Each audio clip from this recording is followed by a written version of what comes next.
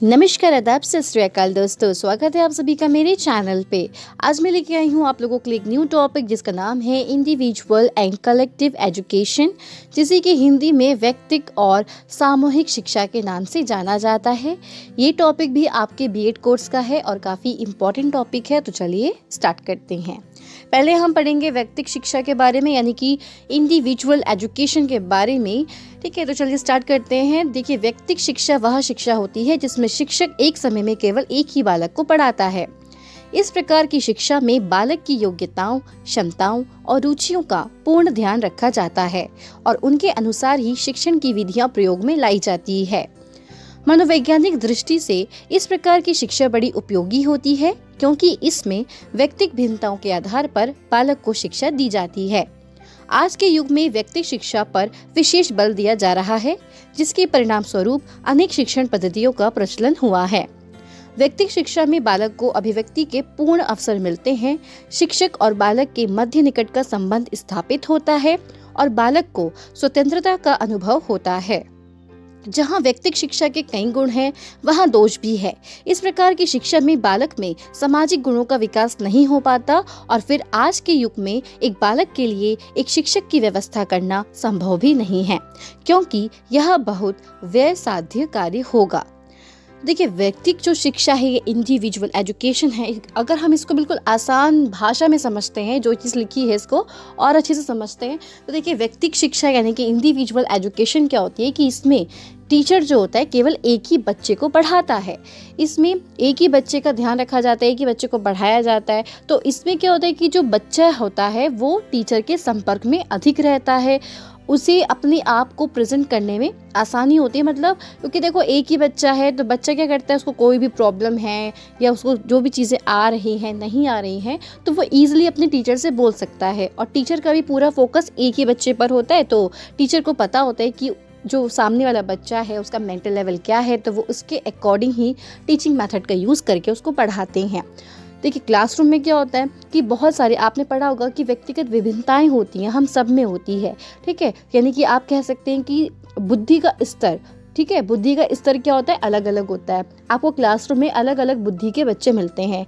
कोई बच्चे होते हैं जो बहुत इंटेलिजेंट होते हैं, चीज़ों को बहुत जल्दी से सीख जाते हैं। कुछ सामान्य बुद्धि के होते हैं जिन्हें थोड़ा समय लगता है, लेकिन और कुछ कैसे होते हैं, कोई अल्प बुद्धि के, कम बुद्धि के होते हैं, यानी कि जिन्हें सीखने में काफ़ी अधिक समय लगता है। तो यानी कि अलग अलग प्रकार की बुद्धि के जो बच्चे होते हैं हमारे क्लासरूम में होते हैं। अब इतने सारे बच्चों पे टीचर जो होता है वो इतना ध्यान तो नहीं दे पाते ना कि वो एक एक बच्चों पे ध्यान देंगे, है ना। तो इसमें क्या होता है कि टीचर को बहुत सारे टीचिंग मेथड्स का यूज़ करना पड़ता है अपनी एक क्लास में, ताकि सभी मेंटल लेवल के जो बच्चे हैं चीज़ों को सीख सकें। ठीक है, लेकिन इसमें होता है क्या है कि जो ना तो टीचर इतना क्लोज हो पाते हैं बच्चों के, ठीक है, मतलब होते हैं लेकिन इतना नहीं हो पाते हैं कि वो एक एक बच्चे पे ध्यान दे पाएंगे। और बच्चे इतने सारे होते हैं तो बच्चे भी क्या होते हैं, टीचर से इतना ज़्यादा इंटरेक्ट नहीं कर पाते हैं। ठीक है, इतना नहीं बोल पाते हैं, इतना ज़्यादा क्लोज नहीं हो पाते हैं। ठीक है, तो इस वाली जो हमारी इंडिविजुअल जो शिक्षा होती है, इसमें क्या होता है कि जो टीचर होता है एक बच्चा है, तो दोनों का आपस में संपर्क बना रहता है। यानी कि टीचर बच्चे पे फोकस करेगा और बच्चा टीचर पर, है ना। तो कोई भी प्रॉब्लम है तो बच्चा शेयर कर सकता है, अपने आप को प्रेजेंट कर सकता है टीचर के सामने। ठीक है, और क्लासरूम में इतना नहीं हो पाता है क्योंकि इतने सारे बच्चे होते हैं, बहुत से बच्चों को चांस नहीं मिल पाता कभी अपने आप को प्रेजेंट करने का, या टीचर इतना नहीं ध्यान दे पाते हैं बच्चों पे। तो यहाँ पे जो हमारी व्यक्तिक शिक्षा है, तो ये इसकी कुछ अच्छी भी चीज़ें हैं, कुछ दोष भी हैं। अब अच्छी चीज़ें तो आपने पढ़ ली कि वही बच्चे पे अच्छे से फोकस किया जाता है, बच्चा जो एक ही बच्चे पे ध्यान देना है तो उसके मेंटल लेवल के हिसाब से टीचिंग मेथड का यूज़ किया जाता है और ज़्यादा फोकस उस पर होता है, तो अच्छे से हम उस बच्चे पे ध्यान दे सकते हैं। ठीक है, तो बच्चा अच्छे से सीखता है। लेकिन दोष यहाँ पे ये होता है कि बच्चा अकेला है, ठीक है, तो उसके साथी भी नहीं होंगे और ना ही उसके फ्रेंड्स होंगे, उसका सामाजिक विकास नहीं हो पाएगा। सीधी सी बात कहें तो उसका सामाजिक विकास नहीं हो पाएगा, क्योंकि आपने एक चीज़ ये पढ़ी होगी कि जो बच्चा होता है पहले तो अपने परिवार से चीज़ों को सीखते हैं, फिर जब वो अपने क्लासरूम में आता है उसके दोस्त बनते हैं, क्योंकि अलग अलग संस्कृति से, हमारे अलग अलग समुदाय से, अलग अलग बैकग्राउंड से बच्चे आते हैं, है ना। तो वो सभी प्रकार के बच्चों से मिलता है, इंटरेक्ट करता है सबसे। तो इससे क्या होता है कि बच्चे का सामाजिक विकास होता है, वो बहुत सारी चीज़ों को सीखता है साथ में रह करके। बट अगर हम इंडिविजुअल एजुकेशन की बात करते हैं तो इसमें बच्चे का सामाजिक विकास सोशल डेवलपमेंट नहीं हो पाता है। तो इसलिए बच्चे का सोशल डेवलपमेंट भी बहुत ज़रूरी है, ठीक है।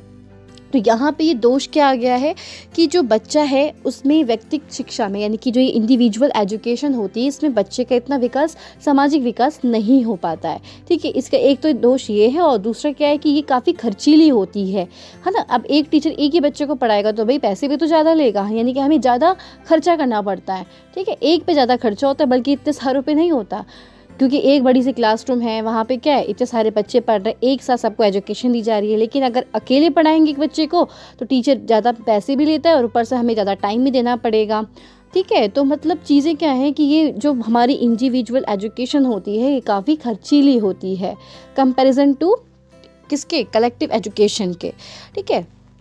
तो ये थी हमारी इंडिविजुअल एजुकेशन। आई होप इसको आप अच्छे से समझ गए होंगे। एक बार दोबारा से आप इसको पढ़ लेना, ईजी है, कोई हार्ड नहीं है। अब हम बात करेंगे सामूहिक शिक्षा की, जिसे कि इंग्लिश में कलेक्टिव एजुकेशन कहते हैं। सामूहिक शिक्षा वह शिक्षा होती है जिसमें शिक्षक एक समय में अनेक बालकों को पढ़ाता है, जैसे हमारी क्लासरूम।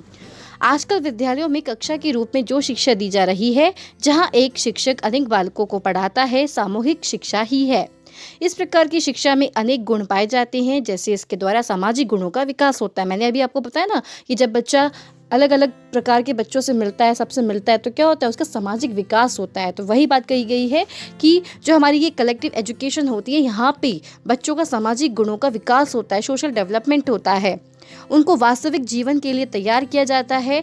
इसमें अपेक्षाकृत व्यय भी कम होता है, यानी कि इसमें खर्चा कम होता है, जबकि हमारी इंडिविजुअल जो एजुकेशन होती है उसमें खर्चा ज़्यादा होता है। इन गुणों के साथ साथ सामूहिक शिक्षा में कतिपय दोष भी है। मैंने आपको बताया कुछ मेरिट्स है तो कुछ डिमेरिट्स भी हैं। सामूहिक शिक्षा में बालकों के प्रवृत्तियों, योग्यताओं, क्षमताओं, रुचियों और रुझानों का कोई ध्यान नहीं रखा जाता और उनकी कठिनाइयों का पता लगाने का कोई प्रयास नहीं किया जाता है। दोष है ना, क्योंकि देखो जो हमारी व्यक्तिगत शिक्षा है उसमें एक ही बालक है तो बच्चे पे ज़्यादा अच्छे से ध्यान दे पाएगा ना टीचर, बच्चा अपने आप को प्रेजेंट कर पाएगा, बच्चे की कोई भी प्रॉब्लम है, कुछ भी चीज़ें हैं तो सारी प्रॉब्लम्स को सॉल्व कर सकता है टीचर, क्योंकि एक ही बच्चा है। लेकिन क्लासरूम में इतने सारे बच्चों पे टीचर ध्यान नहीं दे पाते, यानी कि किसी भी फोकस नहीं कर पाते, किसी पे इतना ध्यान नहीं दे पाते हैं, है ना। तो इसलिए क्या होता है कि जो बच्चों के अंदर जो भी उसके अंदर एबिलिटी है, कैपेबिलिटी है, जो उसके इंटरेस्ट हैं, उन सब चीज़ों पे इतना नहीं ध्यान दे पाते हैं टीचर, ठीक है। इसमें प्रखर बुद्धि और मंद बुद्धि बालकों की अवहेलना करके शिक्षक द्वारा सामान्य बुद्धि के बालकों के अनुसार ही शिक्षा दी जाती है। क्योंकि अब देखो आपको पता है कि जो सामान्य बुद्धि के बालक हैं या तेज है वो तो जल्दी सीख जाएंगे, बट जो कम बुद्धि के बच्चे हैं जो देर से सीखते हैं, अब उन पे क्या होता है, उन पे ध्यान नहीं दे पाते ना टीचर कि उनको अलग से बैठ के पढ़ाएंगे, उस पे ध्यान देंगे, तो इतना नहीं हो पाता है हमारी इस कलेक्टिव एजुकेशन में। तो दोनों ही शिक्षा के बारे में आप अच्छे से समझ गए होंगे, और अगर इसके गुण और दोष आते हैं तो आप उसको लिख सकते हैं, ठीक है। तो ये था हमारा आज का topic, individual and collective education, यानी कि व्यक्तिगत और सामूहिक शिक्षा। आपको कैसा लगा वीडियो, समझ में आया, अच्छे से आया कि नहीं आया? अगर कोई भी प्रॉब्लम है तो आप कमेंट्स करके लिख सकते हैं। अच्छा लगे वीडियो तो लाइक करना और ज़्यादा से ज़्यादा बच्चों को शेयर करना। तो चलिए आज के लिए इतना ही, फिर हम मिलते हैं नेक्स्ट वीडियो में एक न्यू टॉपिक के साथ। तब तक के लिए धन्यवाद।